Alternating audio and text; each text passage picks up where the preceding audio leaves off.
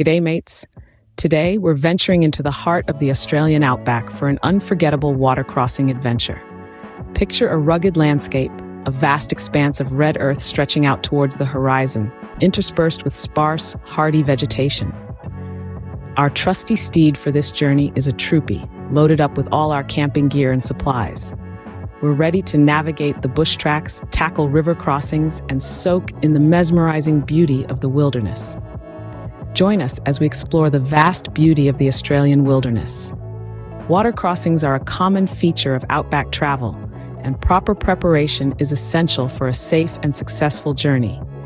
Navigating these crossings requires a keen eye and a bit of courage, but the rewards are well worth it.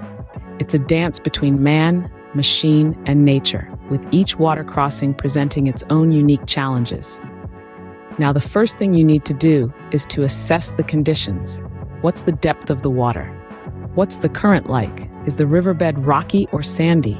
These are all questions that need to be answered before you take the plunge. Next, you need to ensure your vehicle is equipped for the task at hand. This is where the trusty Troopy comes into play. With its beefy tires and four-wheel drive, it's built to handle the rigors of outback travel. Check your tire pressure, engage four-wheel drive mode, and you're ready to go. Before attempting any water crossings, it's important to check the depth of the water and the condition of the riverbed. If in doubt, find an alternative route. When approaching a water crossing, take it slow and steady, maintaining a constant speed to create a bow wave in front of the vehicle. This is a technique that many seasoned outback travelers swear by.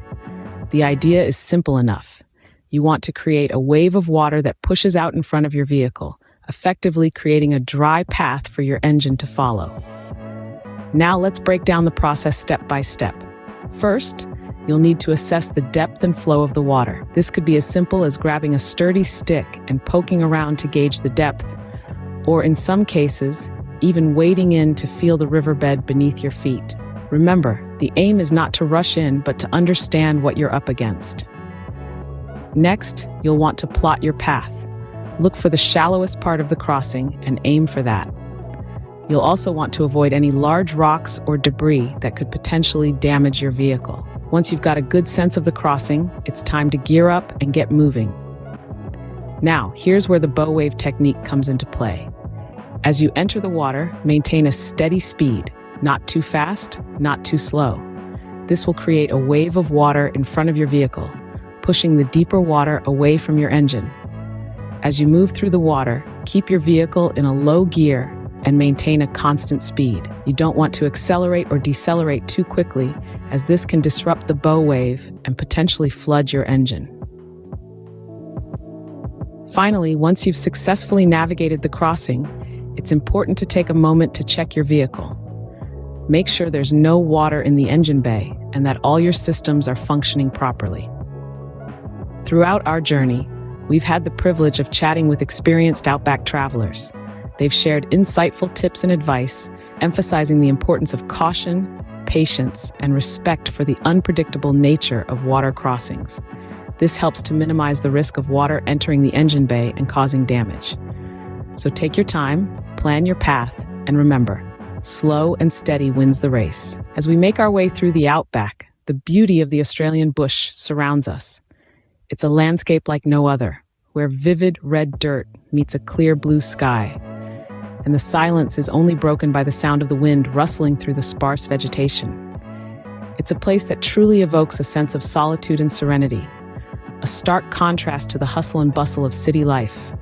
As we journey further, we encounter towering gum trees, their bark peeling away to reveal smooth, colorful trunks.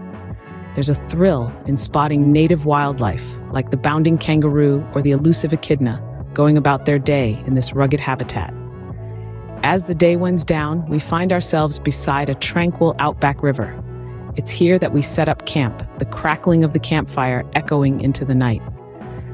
There's something magical about cooking a meal under the vast outback sky, the stars shining brighter than you've ever seen them. As we reflect on the day's adventure, there's a sense of accomplishment. We've navigated the challenging water crossings, taken in the awe-inspiring beauty of the outback, and found a moment of peace in this untamed wilderness. Thank you for joining us on this water crossing adventure in the Australian Outback. Don't forget to like, share, and subscribe for more troopy touring tips and Outback adventures. Until next time, happy trails.